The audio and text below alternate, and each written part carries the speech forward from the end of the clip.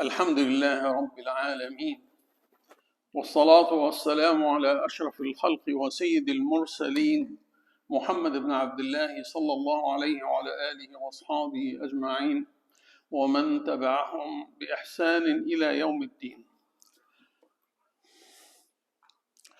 All praise be to Allah subhanahu wa ta'ala, and I bear witness there is no Lord but Allah. And I bear witness that Muhammad, the son of Abdullah, is his last messenger and prophet. Indeed, whoever Allah grants guidance will never be misguided, and those who Allah has set astray will find guidance nowheresoever. The best words are that one of Allah subhanahu wa ta'ala in the Holy Quran. The best guidance for last messenger, slave and prophet, Muhammad sallallahu alayhi wa alihi wa sahbihi wa sallam. Bismillah ar-Rahman ar-Rahim. وَجَعَلْنَا مِن بَيْنِ أَيْدِيهِمْ سَدًّا وَمِن خَلْفِهِمْ سَدًّا فَأَغْشَيْنَاهُمْ فَهُمْ لَا يُبْصِرُونَ. These are the ayat in the beginning of Surah Yasin. And Prophet ﷺ was reciting these ayat when what is considered the first battle in Islam, the Battle of Hijrah. Prophet ﷺ was receiving a command from Allah subhanahu wa ta'ala to leave Mecca, the most beloved place to his heart, and to migrate to Medina. And it was a command from Allah subhanahu wa ta'ala to do it. And the companionship was Abu Bakr, may Allah be pleased with him. This came after a big conspiracy that the pagans in Mecca decided to kill the Prophet ﷺ. But their only obstacle is that if you kill one of your tribe, the blood, there should be retribution. Should be somebody will die for him. The killer has to be killed, otherwise the tribe is going to be in big trouble.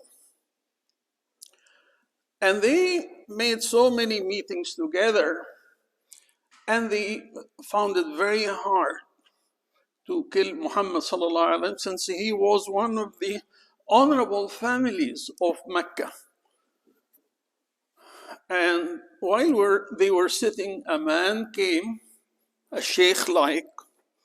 He dressed the dresses of people of Najd, which today is Riyadh. And he sat and gave him an advice. And he told him, you have to select a young man from each of your tribes, and they all get together, and they all stand by his home at night, and they kill him at probably the middle of the night. So this way the blood would be dispersed among the tribes and nobody would have to pay retribution. And that man who came was nothing but Iblis himself. He made himself in a form of a man. And Iblis then thought, this is the end of Islam. Of course, Allah subhanahu wa ta'ala informed his prophet of the plot. And he asked Ali radiallahu anhu to place him in his bed. And he came out reciting the ayat that I have recited for you, throwing dust on their eyes. وَجَعَلْنَا مِن بَيْنِ أَيْدِيهِمْ سَدًّا وَمِن خَلْفِهِمْ سَدًّا فَأَغْشَيْنَاهُمْ فَهُمْ لَا يُبْصِرُونَ. Prophet ﷺ did not get a confirmation from Allah that he's going to be safe. So he has to count on his own reasons. He has to take his measures. He has to ask some of the family of Abu Bakr and his own family to remove the footprints, so he would have no trace in the desert to be followed.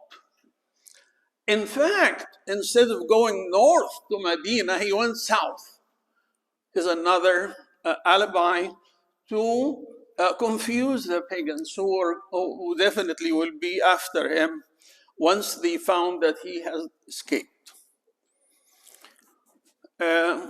So he went south for a few miles, and then he started to go west to the Red Sea and took his way all the way to the direction of Medina until he reached Al-Juhfa. And Al-Juhfa, all that, in the middle of that, I should have said, they stood in the cave. And the pagans came to the cave, and he was inside with Abu Bakr. And they were so close, only 5 feet away from the pagans. And Abu Bakr whispered, "O Prophet of Allah, should they have bent to the level of their knees, they would see us." Then the Prophet ﷺ told him, "La tahzan, inna Allah ma'ana." And this is very interesting answer. He didn't tell him, "La takhaf," don't be afraid. He said, "Don't be sad."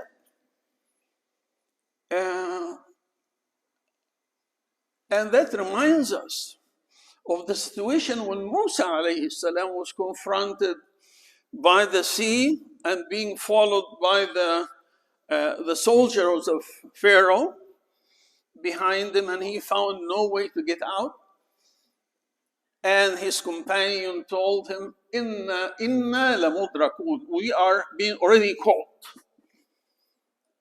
You see the difference in response from the people of Musa and Abu Bakr radiallahu anhu. Musa answered, "Inna Allah ma'i sayahdini." He said, Allah is with me only in the singular form, and he will guide me. Did Musa knew that Allah would save him? No. Did Muhammad sallallahu alayhi wa sallam knew that he's going to be saved? No. In fact, he went all the way till he reached Al-Juhfa, 192.6 kilometers from Mecca, until Allah revealed the first ayah in Quran that you cannot call it Madaniya or Makkiyah. إن الذي فرض عليك القرآن لرادك إلى معاد قل ربي أعلم بمن جاء بالهدى ومن هو في ضلال مبين. This is the ayah from Surah Al-Qasas, number 85. Indeed, the one who has prescribed the Quran for you will bring you back. And this was an answer to what the Prophet ﷺ, when he looked back at Mecca, he said, "Indeed, I know this is the most beloved place to my heart, and should I have not been pushed out of it, I would have never left." And it's very interesting. Here, why Allah delayed that assurance? Why Allah delayed the assurance to Musa alayhi salam until he reached the sea, and the sea was, the cleavage happened in the sea? Why Allah subhanahu wa ta'ala, when they decide to put Ibrahim alayhi salam in the huge fire that they made, did not send an angel to Ibrahim, tell him, "You're going to be saved"? In fact, Allah didn't even talk to Ibrahim himself at all. Allah talked to the fire. يَا نَارُ كُونِي بَرْدًا وَسَلَامًا عَلَى إِبْرَاهِيمَ. Why Allah subhanahu wa ta'ala, when he commanded Ibrahim alayhi salam in his dream to slaughter his son, that his son would be saved? In fact, he waited till he got the knife and ran it on the neck of his son And Allah commanded the knife not to cut his neck. And then he got the answer afterward. Very simple. Because Allah put the believers in a test. And when you are in a test, you are not supposed to get the answer. You have to go through the test to prove that you have that value of strength, and you have that value of grit, and you have that value of determination. Not everyone has a determination. وَلَقَدْ عَهِدْنَا إِلَىٰ آدَمَ مِنْ قَبْلِ فَلَمْ نَجِدَ لَهُ عَزْمًا. Surah Taha. Al-azm, determination, grit, is what Allah asks you to have if you to prove that you sincerely believe in Him. The battle that is happening today is not any different. In fact, it's a lot easier than what had happened to the Prophet ﷺ, to Ibrahim ﷺ, to Musa ﷺ, and other prophets. It's a confrontation.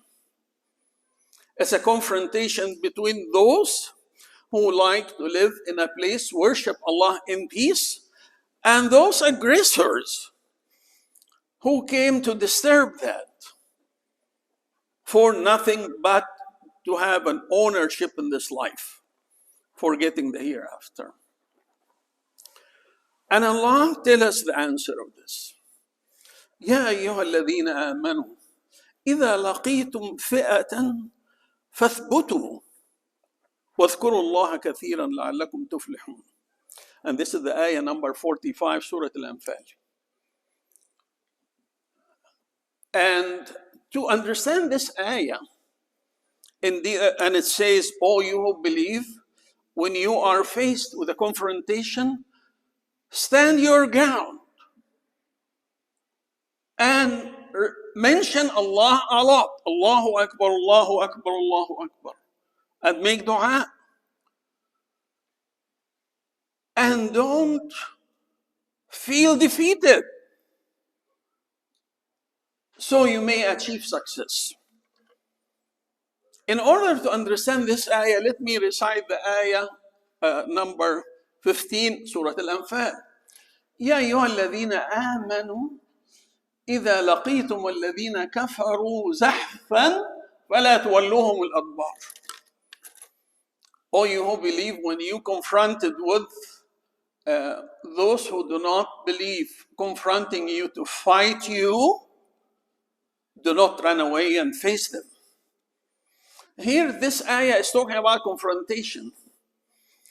The ayah that I mentioned earlier is not talking about confrontation only. It's talking about all the Muslims everywhere in the world.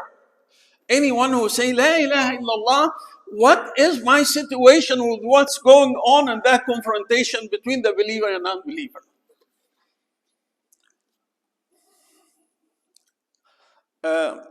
In other words, it's talked to us.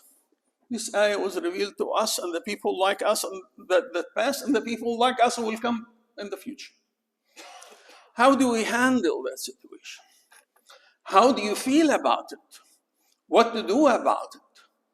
How your heart feel about this? When there is a weak believer, small number, small ammunition, small preparation, confronted with a tremendous power, a mighty power of the latest of technology and armament and research that happened through a long time in preparation for that confrontation. Of course, if you calculated in terms of material, you would say that the small number of people are going to be defeated because of that common sense. But you have ignored that confrontation was not instigated by those who following the truth to confront. It was determined by Allah subhanahu wa ta'ala. يا أيها الذين آمنوا كتب عليكم القتال كما كتب على الذين من قبلكم يا أيها الذين آمنوا كتب عليكم القتال وهو كره لكم وعسى أن تكرهوا شيئا وهو خير لكم. Then we have to agree that the confrontation was not really timed by those who attack or those who will be attacked. Neither side decided that confrontation, but Allah determined the time and the place and the persons and the two parties and when it will happen and how it will happen. Allah, in fact, monopolized the results for himself. So you have to accept that the timing was not, so do not blame somebody who attacked and he's weak and he's stupid, he doesn't know what to do, he just was hot. No, because the weak people say that. What the believer says, they follow the ayah. يا أيها الذين آمنوا إذا لقيتم فئة فاثبتوا واذكروا الله كثيرا لعلكم تفلحون. If you see that confrontation, always make dua for those who went through that confrontation. Make dua for that little group that fight in your name and your faith and seeking Allah. Make dua for those who decided to buy the hereafter, buy this world and the family and the comfort of their homes. All you have to do, make dua. Because Allah, that time, will check your heart. Where is your heart? Does your heart follow the common sense and the calculation of man? And the strong is going to overpower the weak? Or Allah will interfere to reinstall justice in the world and show that it is not, the power is in the hand of Allah and not the hand of any other human being, no matter how strong he was. وَكَمْ مِنْ فِئَةٍ قَلِيلَةٍ غَلَبَتْ فِئَةً كَثِيرًا بِإِذْنِ اللَّهِ. And Allah here says, غَلَبَتْ. Allah didn't say نصرت, because man can achieve غلبة, can achieve success, can achieve winning, but does not achieve victory, because Allah made victory from himself. وَمَا النَّصْرُ إِلَّا مِنْ عِنْدِ اللَّهِ. See the semantics of the Quran, very important. Nobody makes victory, but Allah grants victory. So you have to have a strong belief. You have to know where your heart is going in the time of difficulties. And the author was mentioned that if you want to know where your heart is going, look for it in three places. Number one, you're looking for your heart, and you know what is your heart desire, what your heart like, what your heart goes for. In reciting Quran, when you hear Quran, where your heart is. Do you react?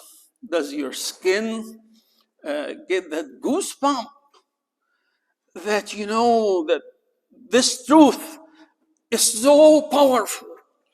It controls my whole being and my soul responding. And I'm a lot more than just a flesh and blood walk on earth, but I'm connected to heaven. Or I'm bored. I heard that so many times. They keep reciting this ayah so many times. Why do I recite Yasin? I recite it 5 times in my life. Why should I do it every day? Why do I have to say Al-Fatiha every day? Every prayer, every rak'ah, in fact. Where is your heart when you read Quran? The second place you check for your heart is the time when knowledge is being given. Majalisul ilm. When you're sitting in a khutbah, for example, or a class of teaching, do you wonder outside, how can I deal with my car? How I see, should I go for this girl or this business or this job? And the whole lecture ends while you didn't really collect even 2% of it? Or your heart reacted and you came out of that class full of knowledge, full of determination to change yourself for a better person, being close to Allah. The third place, the scholar said, to check for your heart is when you are alone. And being alone is a moment of truth, because you are with no one but yourself. And yourself is one of your mightiest enemy. Allahumma inni a'udhu bika min sharri nafsi. Prophet ﷺ repeated 3 times. Allahumma inni a'udhu bika min sharri nafsi. Allahumma inni a'udhu bika min sharri nafsi. اللهم إني أعوذ بك من شر نفسي ومن شر كل دابة أنت آخذ بناصيتها إن ربي على صراط مستقيم. The dua. So if you conquer yourself, if you control your desires, if your heart attached to heaven the time you are alone, you have a heart. What if you don't find your heart in these 3 places? The scholar said, you don't have a heart. Go and find the heart for yourself. May Allah subhanahu wa ta'ala fixes our heart. May Allah subhanahu wa ta'ala sets our heart that are between 2 fingers of Him to what He likes, and put us on the path of the truth, and make us among of those who love on this earth. أقول قولي هذا أستغفر الله لي ولكم. الحمد لله رب العالمين والصلاة والسلام على أشرف الخلق وسيد المرسلين محمد بن عبد الله صلى الله عليه وآله وأصحابه أجمعين. بسم الله الرحمن الرحيم. ألف لام ميم. أحسب الناس أن يتركوا أن يقولوا آمنا وهم لا يفتنون ولقد فتنا الذين من قبلهم وليعلمن الله الذين صدقوا وليعلمن الكاذبين. Don't think that your journey in this world, your life journey is going to glide with all your desires and comfort. Life came with its own problems. وَلَقَدْ خَلَقْنَا الْإِنسَانَ فِي كَبَدٍ. There's always a problem in life. You think the rich people have all the money, have everything, are in comfort. Look at, I don't want to mention name, but is the poor people problem only that they are poor now? Everyone, Allah designed his own problem, and Allah is watching how He's going to deal with that. And this is your test. It's like everybody in this world is sitting in an examination room. Everyone has a different question paper, testing paper. The question of your person on the right, different than the left, different than your own. And you have to deal with it with sincerity. And Allah checks your heart in the day and night and know how you handle that. And then Allah just put, if you really need the hereafter, Allah answer you. تلك الدار الآخرة نجعلها للذين لا يريدون علوا في الأرض ولا فسادا والعاقبة للمتقين. Such the hereafter, especially set forth for those who do not need corruption in this earth, or being over others. And indeed, the victory will be for those who attain piety, taqwa. So you have to sit with yourself, think deep about the day you meet Allah subhanahu wa ta'ala. For every moment of this life, you are going to be questioned for it. Imagine you live 60, 70, 80, 90, 100, but you stand before Allah 5,000 years to check your deed. It's like you are in the hereafter is nothing but a courtroom. In a courtroom, a criminal may commit a crime for about 5 minutes, but the court can go on for months to check the details. Hereafter is just like that. Every thought, every person you met in the street for a second, Allah will question for you. Can you imagine how Allah will question for your family and friends and the Muslim and the non-Muslim, and the chance when you had to give da'wah and you didn't, and the chance you have to support with your money and word and you didn't? All that is going to be laying down for your future before Allah. May Allah subhanahu wa ta'ala guide us to what He loves and the best, and make us among the successful, and plant the love of Allah and His Prophet in our hearts, and make us rise above the triviality of this world.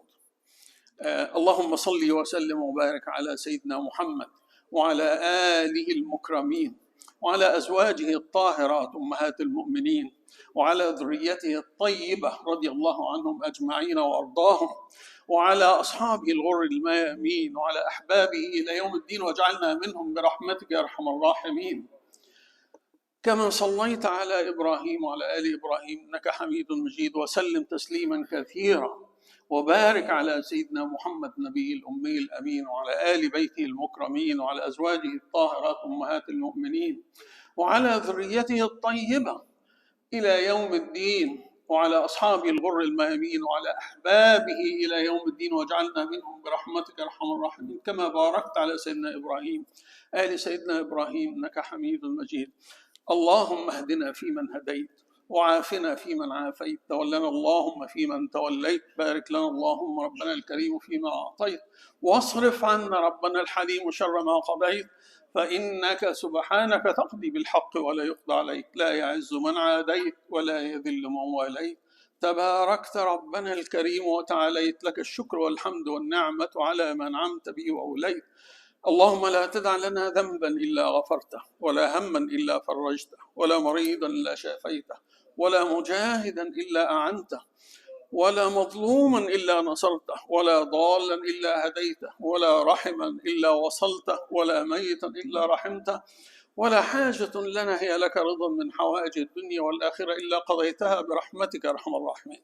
اللهم أرنا الحق حقا وارزقنا اتباعه، وارنا الباطل باطلا وارزقنا اجتنابه، وبارك لنا وتب علينا إنك أنت التواب الرحيم.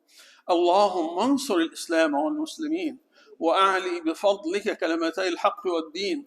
اللهم انصر المجاهدين في كل مكان، واجعلهم على عدوهم ظاهرين، وارحم موتاهم، وداوي جرحاهم، وطيب قلوب من أحبهم يا أرحم الراحمين. صل اللهم وسلم وبارك على سيدنا محمد. عباد الله، إن الله يأمر بالعدل والإحسان وإيتاء ذي القربى وينهى عن الفحشاء والمنكر والبغي يعظكم لعلكم تذكرون. أقم الصلاة.